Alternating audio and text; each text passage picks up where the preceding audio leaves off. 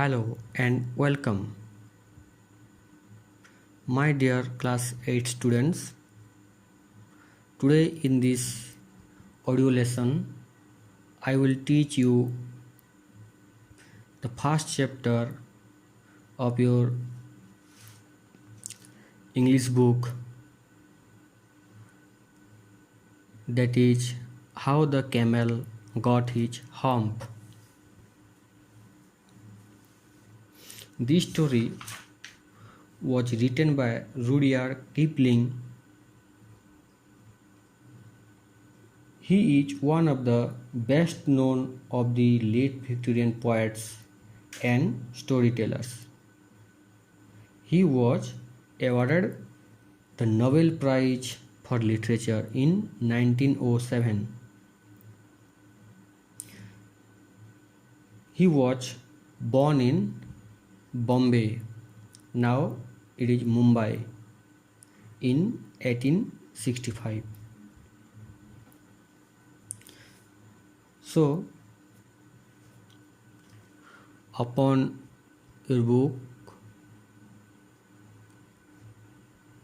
look carefully.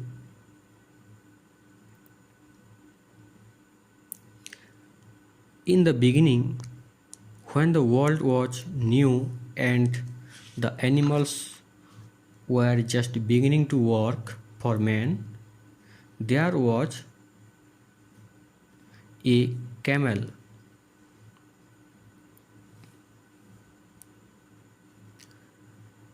And he lived in the middle of a howling desert because he did not want to work. He ate sticks and thorns and pickles, and when anybody spoke to him, he said humps.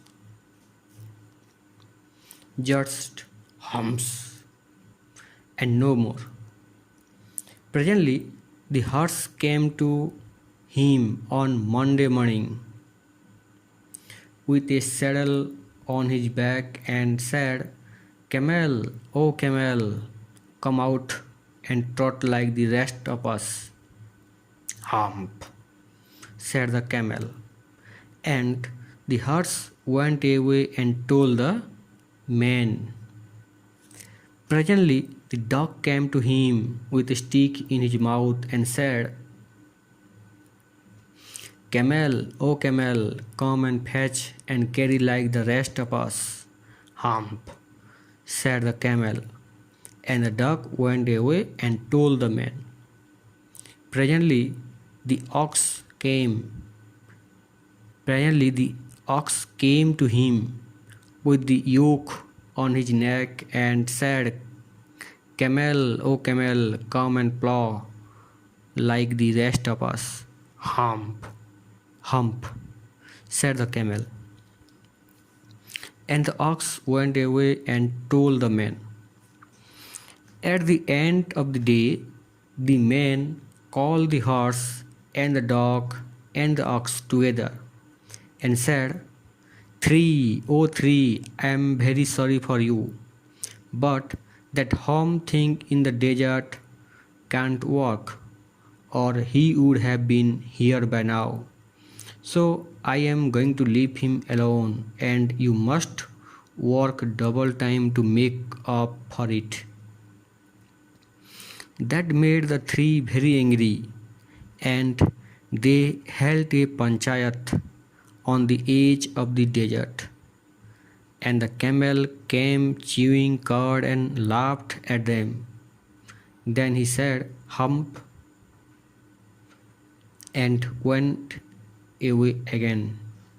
Presently, there came along the jinn who was in charge of all desert, rolling in a cloud of dust. "Jinn of all deserts," said the horse, "is it right for anyone to be idle?" "Certainly not," said the jinn.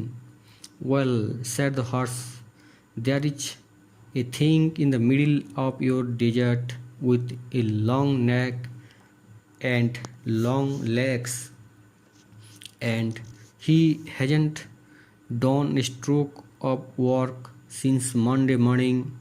He won't trot. Whee, said the genie, whistling. That's my camel. What does he say about it?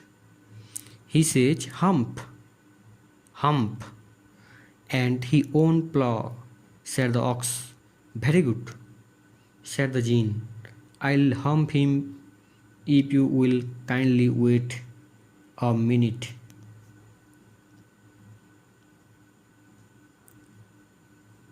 So, you see,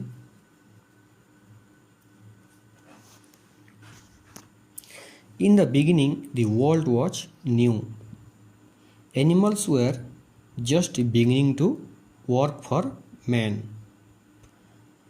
However, the camel did not want to work. He lived in the middle of the howling desert. Okay. Howling means extreme desert. Howling desert. He ate, eat, ate, eaten, ate, eat, ate, eaten. He ate twigs and thorns. It means a small sharp pointed growth on the stem of a plant. He said humps, humps.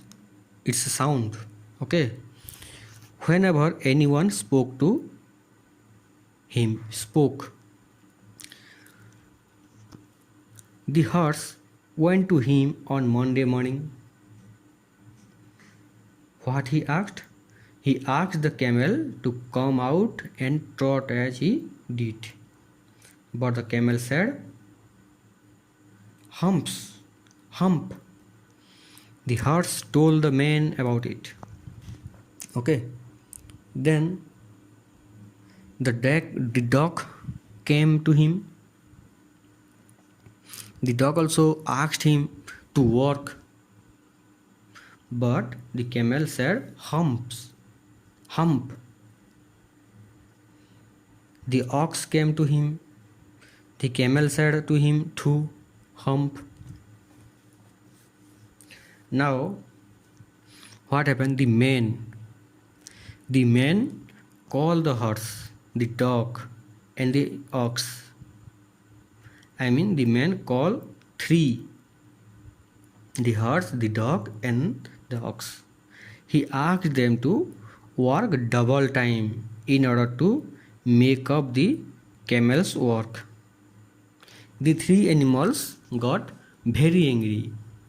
They held a panchayat in the desert for solving the problem.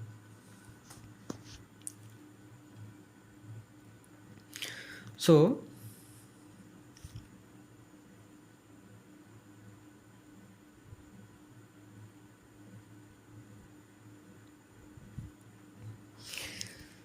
there came along the genie who was in charge of all deserts.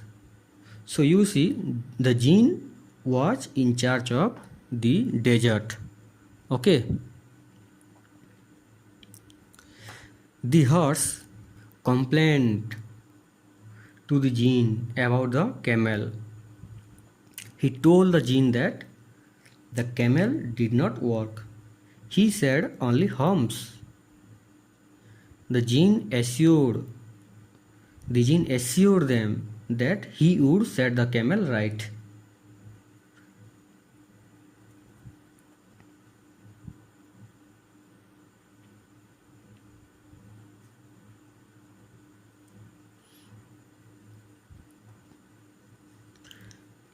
So,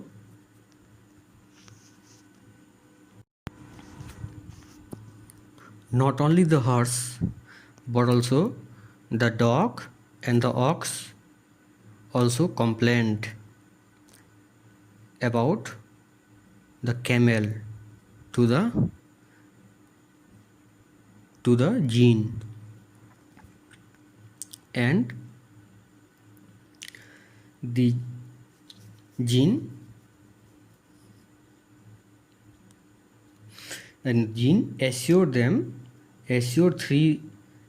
assured the dog, horse, and the ox that he would set the camel right.